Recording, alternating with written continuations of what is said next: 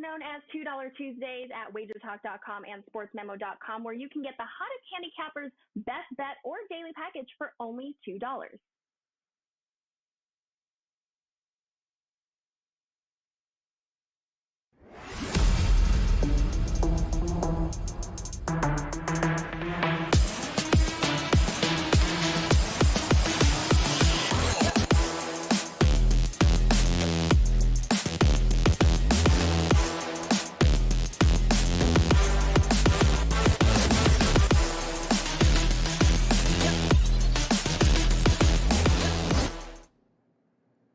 Hey guys, welcome in. A happy Tuesday to you here now as the NBA tip-off show. We getting ready to break down. We got a few games here tonight, 5 total on the card, but certainly some interesting spots here. Maybe a couple of angles outside of Madison Square Garden that we might be able to locate for you, see if we can't come up with a couple of winners, and we'll do it today, of course. With 3 of the best over at WagerTalk.com as we welcome back in Skee Profit in the house, ready to roll. Shooter's going to shoot here tonight. And then there's Bryan Power and Tony Finn. Skee, always a pleasure to see you, man. Good times. What is going on with you, my man? You got to have 5 games here tonight. I know you got a few things locked and loaded there. I do have a few things locked and loaded, but most importantly, I have a 5% top play. So I'll promote that. And I've won 24 of my last 35 bets in the NBA. So I'll try to keep it going here today. Well, damn, 5% means he likes it, guys. Available over at WagerTalk.com. Talk to us here, Tony Finn. What do you got rolling tonight here? I know college was on tap for you. How about in the NBA? Yeah, college is again. College rolling right along. 3-0 last night, and I think about plus about 5,000 net gain over the last 30 days. So really good. NBA's been kind of wishy-washy, but Brooke, kissed her sister yesterday, so lived to fight another day. Have a NBA 5%er tonight and a college 5%er. I have a 5% double header going on $2 Tuesday. Unfortunately, I'm not the $2 Tuesday guy, but I've still discounted. You can get both for the price of one. So let's all join in kumbayas with Tony Finn and winners tonight. All right. Well, we're singing Kumbaya and we're getting winners. That's how it rolls here, Bryan Power. What are you singing? I don't know what was that, like Cyndi Lauper you were rolling with? What's going on here, man? What do you got tonight for us? Well, I don't know what I was singing last night, but we did have a 5% winner on Texas Tech. Had them the whole way, Joe. Never in doubt. Yeah. Never in doubt. You just love to see your team down 23 in the second half, don't you? Yes. Yeah, but hey, they got it done. Second 5% winner in as many days that was as I had the Chiefs on Sunday. Perfect 3-0 overall the last 2 days, Joe. So feeling good about that. And we are bumping up the volume tonight. 3-game package currently available in college hoops. We look to sweep the board, go 3-0. Also have a soccer play already up for Wednesday afternoon. And I am working on my Super Bowl play, not as we speak. Obviously, I am having my full attention on the show. But before we started, I had begun writing my analysis up for that game. And that should be up by early evening. All right. So you are ready to roll here across the board, and so are we, guys. We're going to start, of course, with the contrarian gods who have a game that they are eyeing up tonight, and it's going to be the Chicago Bulls. That's who they're looking at, getting 3 against the L.A. Clippers, who coming off a beatdown in which they played absolutely nobody against Cleveland on Sunday. But both of these teams, outside of that, have been pretty darn good as of late. I do believe, at least last I checked, Paul George, Kawhi Leonard appear to be ready to roll. I'm not seeing anything crazy there. I know Reggie Jackson, Marcus Morris Sr., and Robert Covington questionable for the Clippers. Kennard is a go. That means... I guess, Skee, that means we're going to get playoff P and Kawhi in this one here. Is it enough to make you want to back LA, or do you think the Bulls are being undervalued here? This game was really tough for me, and seeing it on contrarian play of the day, I can understand why. Because when I look at it, I would think to bet the Clippers here because just matchup wise, I think they're really good defending the wing position, and that's what Chicago has to offer as far as the majority of their offense. And I think Vucevic is a decent match. Zubac is a decent matchup for Vucevic. But if I want to look at the other side, Bulls do have the rest advantage. This team for a little bit now has been talking about, and Ravino has spoken to this a couple of times, that they're saying like it's go time. They need to pick it up and start winning some games. Now, granted, they said that and they lost to a couple lesser teams. I think the Pacers and maybe Charlotte or something like that. But I just think, it's a team that's really hungry right now. As far as like are desperate is probably the better word, desperate for a win. They're a team that's playing better defense. They're at the house. They have rest advantage. So that's the case to make for the Bulls in my opinion. If I was going to play, I guess I can roll with contrarian play for today. All right, so there you go. Back in the Bulls to get it done. The level of inconsistency with this Clippers team has been maddening this year, Bryan Power. But are you in agreement that maybe, just maybe, the home dog is the way to look at this one?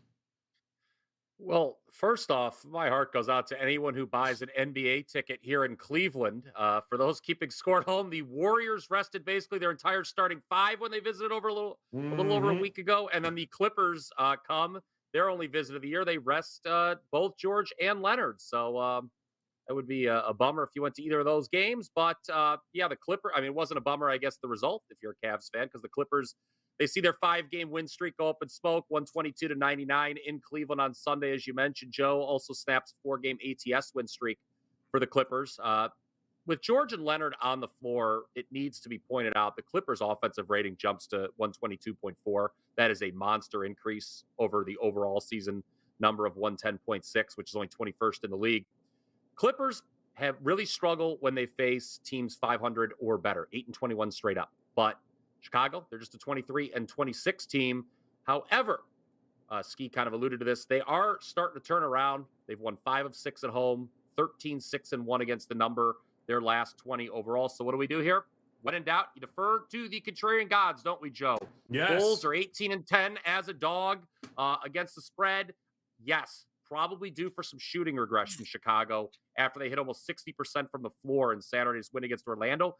But the Clippers, even with that crummy effort against the Cavs mixed in, they're shooting over 51% their last 5 games. So I think there's some shooting regression in store for them, even with the return of George and Leonard. Yeah, I'll take the points of this one, Joe. Chicago +3. All right, Chicago +3. What do you think here, Finn? Are you in agreement, or are you looking at the Clippers here to put enough together and win this game tonight? I rarely agree with any of you guys. Rarely. The Bulls, this Bulls outfit is fool's gold. So, they let's check in with like I think a 14-6. I think they're 14-6 against the number last 20 games. But this squad has neither played that well nor are they what a team should be, executing a 70% plus ATS rampage. Their leader unquestionably is not Ball, it's DeRozan, because Ball's no longer out of sight, out of mind. The truth is, I believe the Chicago team's having some inner office quarrels right now. Maybe not quarrels wouldn't be the word, but discussions and maybe disagreements as far as what they're going to do at the trade deadline. I think they're going to consider moving Ball. I consider doing kind of a reshuffle of personnel. Levine is a cancer. He's a cancer on the court. He's a cancer in the locker room. He's going to play his game and live in his orbit. It has nothing to do with team. And just the fact that if you saw Levine, if you saw this team in the last 4 or 5 games, as Bryan just mentioned, they're playing 13-6, 14-6, pretty darn good. 12-8 straight up in their last 20 contests. 3 of the 8 losses against teams of 501 winning percentage or better, only 3. of the 8 losses against 500 teams or better. With the other 5 bad teams, 6 of the 12 victories, 6 of the 12 the straight up victories have come against a winning percentage of 5-1, but half of the teams 6. So they've done nothing special. Paul, George, Ringo, and Leonard will be in full force, and when they're out on the court together, as Bryan mentioned, they outscore their opponents by 10 points per 100 possessions, and they do in fact have a 122, 123 offensive rating, which is head and shoulders better than the Bulls, even at the United Center. I want nothing to do with Chicago. All right, so it's a screw you, Chicago. That means he says screw you to the contrarian gods. We all know how that's going to work out. But the Bulls are definitely the side to look at here tonight against those L.A. Clippers. All right, let's take a look here at a featured matchup, and where else? Got to go to the Garden here as the Knicks going to be hosting the L.A. Lakers here. Interesting here with the side and total here. Down to 1.5, somewhere along those lines for the Knicks. The total, it was 237 last night. Now you wake up today and it's 232, the second of a back-to-back here, Skee. But the Lakers, let's face it, they played nobody last night. Looks like Davis probable, and we know LeBron going here. So what gives here, man? How do you approach this game tonight against the Knicks? Well, a couple of things that would bother me from the Lakers side. You mentioned one of them playing yesterday. Granted, some of the stars didn't play, or a couple of the stars didn't play. And just how bad, the rest advantage has been this year. Just looking at teams who have 2 or more days rest versus teams on a back-to-back. They're 22, 31-1 against the spread, 41.5%. And I know if you go back further, it's done a little bit better, but for whatever reason, it hasn't been working out this season. So that worries me, but I still just have to think the Knicks, with that rest at home with the Julius Randle, who's going to be hungry to play his old team, because he always brings it versus us because we let him walk and didn't pay him anything. So he's been playing pretty well lately, and I think the Knicks are the right side. When I switch this and look at teams with 2 or more days rest, when their opponents have 0 and they're at home, they're still 65.6% straight up, and you're pretty much just asking New York to win tonight. So lean New York, and I really like a couple props in this game that I'll talk about for the best bet segment. All right. Listen, it feels like we're not valuing the Knicks enough, Brian Power. Are you in agreement with that? Or do you think the Lakers, it's going to be prime time? He's chasing the record. You expect maximum effort from them Lakers here tonight? Oh, I'm absolutely in agreement that we're not giving the Knicks enough credit here. Okay, LeBron's playing, Davis is probable, like you mentioned, but even when those two are on the court, the Lakers' net efficiency rating is only plus 0.8 per 100 possessions. That's pretty pedestrian. I just think we're getting the better team at home at a really cheap price. Now, perhaps the cheap price is due to the fact the Knicks have a losing record at MSG this season, 12-13, but the Lakers are 10-16 on the road. And the Knicks, okay, they're the only one of the East's top 7 teams to not have a top 10 defensive rating in the league. Well, the Lakers give up 120.9 points per game on the road. The Lakers are 8-24 straight up against teams 500 or better. The Knicks have a winning record overall. The Knicks, yes, they're off a loss to Brooklyn, but as we've all said, they're rested. And unlike LA, they beat Boston the game before that. I do not get this line. This number is basically saying the Lakers are the better team, and I don't know who would think that. Like the Lakers, other than San Antonio or Houston, they're the worst team in the West, in my opinion. Give me the Knicks all day here. All right, going with the New York Knicks at pretty much a pick-em price. Listen, I don't get the line is a little head-scratching there, Finn. I don't get the total either. I don't know who the hell thinks the Lakers are going to play any defense. LeBron's going to be interested in dropping 50 and getting that much closer to the damn record in front of the Garden and the lights, camera, action. I don't know, man. What do you think we're going to get here tonight, Finn? I don't know if you listen to yourself, but you guys have pretty much answered the question. What you should be doing here, right? You talked about how pathetic the Lakers are defensively with LeBron, even with LeBron and AD on the court together, they're not that much better offensively. Surprisingly, because AD slows the pace.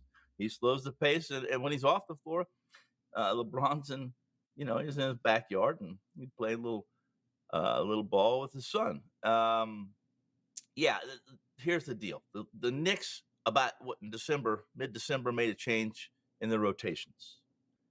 Coach Tom shortened his rotation, shortened the bench, put Grimes in the starting lineup permanently, became more dynamic offensively. That's the aim here.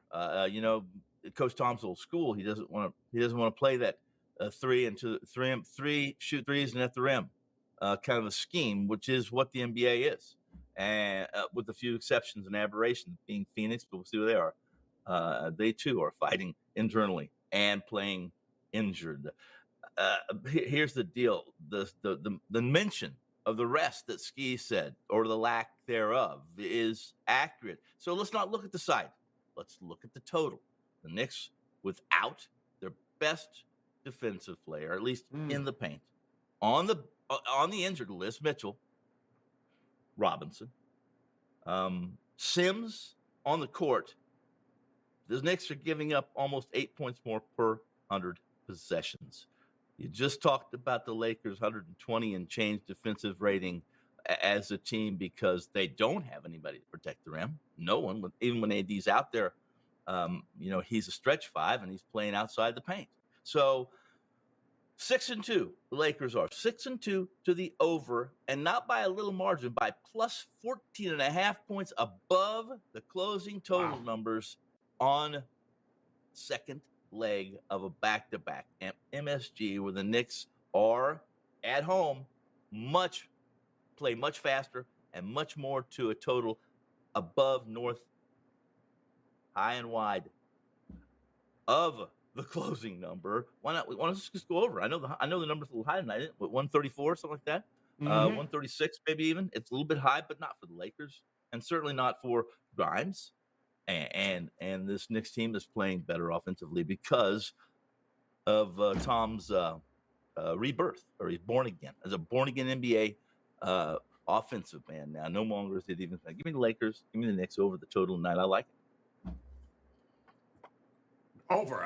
Did we eventually get there? It was over? Was the play? All right, good. Okay, no, I knew we were going to get there. You? I did. I heard rebirth and my ass hurt, and I didn't know what was going on there. So we're just going to move on to an over. I agree. Did I mention? Over it is. I'm with you. Let's, speaking of over, let's see if we can talk about another total if Tony Finn didn't talk about the total long enough. We're going to go with a different game, though, with the Hornets and Bucks. And, I mean, come on. Is there a total high enough? I don't even think they can put a total high enough for this game. 244.5. It's already been steamed up, 5-6 points here, Skee. But, boy, oh, boy, is there any way we can back an under in this spot? Yeah, it scares me to death, just the pace of these teams at the last 5 games, at least. Number 1 and number 3, and you can just look at the home and road splits for these teams, and it's also pretty scary. I think I have it here as 36-17 to the over so far this season, and 5-1 the last 2 weeks. So it's really tough, and I know it's a situation where the last time these teams played, Charlotte blew Milwaukee out damn near by 30. So I know they'll remember that and want to come and flex their muscles, and they're going to probably try to run up the score tonight. So I know they can. I don't think Charlotte's defense is strong enough to prevent that. So I would, if I'm backing any kind of under, to answer your question, it would be a Charlotte team total under. Even when I look at what these teams are averaging with those home road splits, you have a Charlotte team only averaging 113.8, and a Milwaukee team only allowing a little bit under 111. I know Charlotte's team total was somewhere around the 116.5 mark. So I think Charlotte team total under would be a play. I do like the Bucks on the side, and those are the ways I would play the game. Yeah, I mean, team total is probably the way to go. Although Charlotte has been a giant pain in the ass to this Milwaukee Bucks team over the last, couple of years. So, I mean, what do you do here, Brian Power? 244, 245. It's not nearly as scary as maybe past years having that kind of number. Is there still room to go up and over here? Yeah, you talk about the Hornets being a pain for the Bucks, 9-3 against the number the last 12 meetings, 5 outright wins. And, when I started to do my breakdown for the game, for the show, I was like, all right, well, those were better Hornets teams. But as Skee just pointed out, that includes a 29-point win just earlier this month as a 10-point dog. So it's not just, it's this Hornets team as well. But I don't know, man. The Hornets are still a bottom 4 team in the association, second worst offensive rating, bottom 5 defensive rating. Always have to keep an eye on Giannis, even with a probable designation, but I assume he's going to go. But the thing you really need to keep your eye on here is the number of 3-point attempts we're going to see tonight, most likely. The Hornets, actually both teams in that last meeting earlier this month, were 20 of 48 from behind the arc. That is a lot of makes and a lot of attempts. And the Bucks are, I believe, top 3 in the league in 3-point attempts for the season. Last time when I was on the show, I think it was Friday, we were talking about that even when these numbers are really high like this for the Bucks, they're still going over 8-2 when the number's 230 or higher for this team. So you can't make them high enough. A buddy of mine, I was talking on Saturday, it was the day after that Pacers game, which finished 141 to 131. He said the live in-game total at half was 267, and his eyes came. He's like, "Oh my God, you got to go under on this, right?" And he did, and guess what? He lost. So the Bucks have scored 135 or more in 3 of their last 4 games. I think there's only one way to play this game. It's over, or you just sit it out.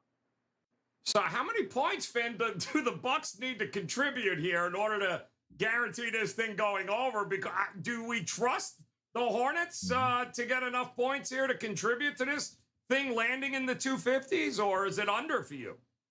Well, Bryan just outlined a good job outlining what to expect tonight. A bunch of 3-point shots from a drop, from a team that plays a drop coverage, which is Milwaukee, right?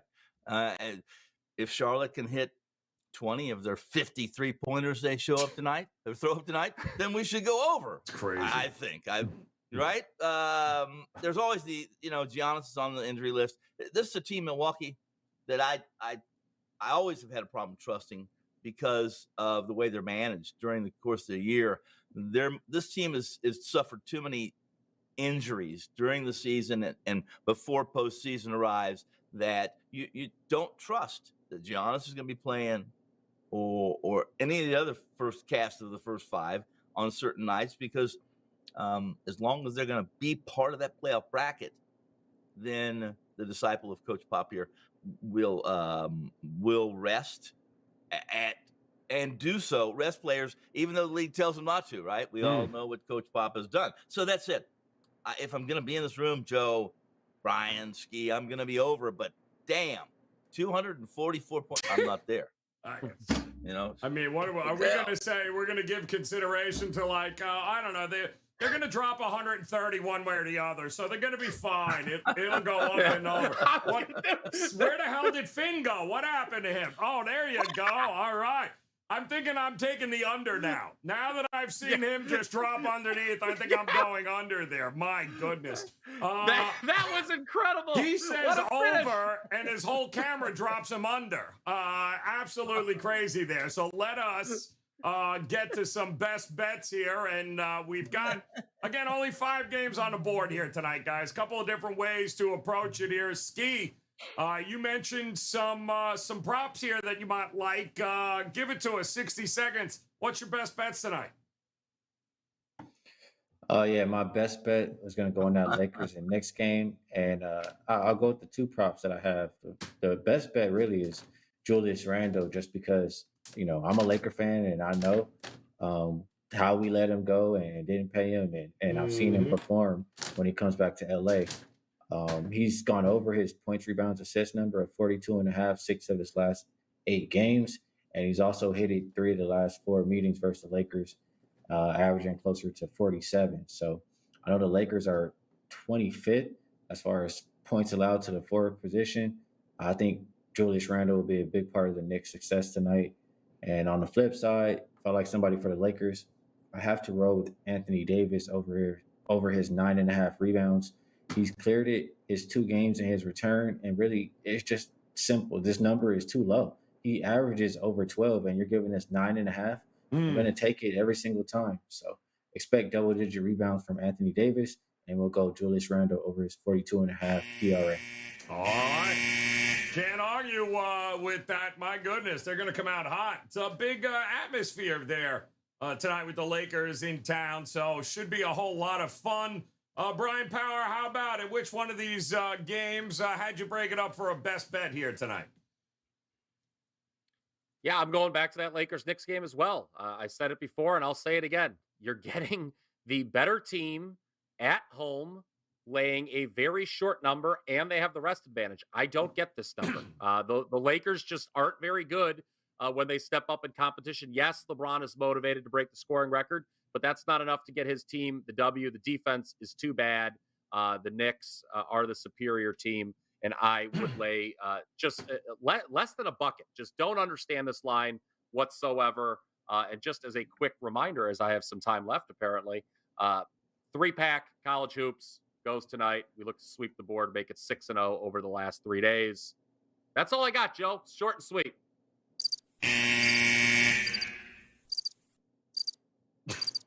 We're going to go to Tony. Let's go to Tony Finn here, who you could have gifted your time to Tony Finn. He could have told you. I could have. Yeah, but you didn't. You know he'll need it. What? Finn? I'm going to take it. Nothing but winners here, Finn. Nothing but winners, bro. Where are you going tonight for a best bet here? Oh, I think I know where you're going, too. I am going to throw 2. Real quickly, thanks for the extra time. Robert, love Houston. Love Houston Rock. They ain't even playing tonight. I know, but it's on here. For tomorrow, the next day, and the next day. Best bet prop. Take Grimes. The Knicks points over 10.5. Let's go to Cleveland, the great city of Cleveland. We're going to take the Miami Heat plus the points tonight. Butler is in. He is playing. He will get his double-double.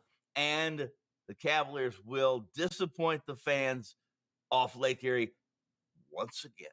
Ooh. I like the way Miami's playing. I think this is a fair number. They're not being overvalued as they were earlier when they were injured beyond repair. Looks like a full slate, both sides. Give me the Heat. They're the better defensive team. Did I just say that? The Heat plus the 5.5. Oh, man, getting it done here tonight with the Heat. Wow. I really wish this would be a great spot. I would love to play them, but they've been dead to me, Skee, for about 2 months now, so I ain't betting the Miami Heat ever again. Sorry. One more time here. We do have a couple of best bets, though, in this Lakers and Knicks game tonight. Skee's got 2 of them there. He's looking at Julius Randle. Expect a big night. Over 42.5 PRA. Also, Anthony Davis over 9.5 rebounds. Does feel kind of like a double-double night for Mr. Davis in this one. While Bryan Power looking at New York, the Knicks, doesn't understand the line, didn't understand anything Tony Finn had to say about the total in this game, but he's still laying 1.5. Finn managed to rip out a Quentin Grimes over 10.5 points, while also saying, take the points of Miami here. Jimmy Butler in. They are without a doubt a different team with Butler on the court as opposed to off the court. But all 3 of these guys, you heard him. Skee's got a 5% best bet ready to go. Bryan Power fumbled through a 3-pack, I think he said, somewhere along the lines. He's ready to go. Finn has got a double pack ready to go here, guys. College basketball. Don't forget NBA, ready to roll here tonight. It's a great card on the hardwood, both in the association and college. Great opportunity for you to hop on over. WagerTalk.com. Visit Skee Profit. Visit Tony Finn. And, of course, visit Bryan Power's page and grab those best bets here tonight. We'll be back again tomorrow. Another great card here in the association. It's going to be fun, this final push here. I mean, All-Star Week will be here before we know it. But until then, of course, on behalf of Skee, Bryan, and Tony, we appreciate the time. Best of luck with all the plays here tonight, guys. We'll talk to you again tomorrow. Good luck. Lock in all sports, all plays, all 5% best bets from now until Super Bowl 58 on February 11, 2024. From your favorite WagerTalk or Sports Memo handicapper for only $11.99 versus a regular price of $19.99 for a total savings of $800.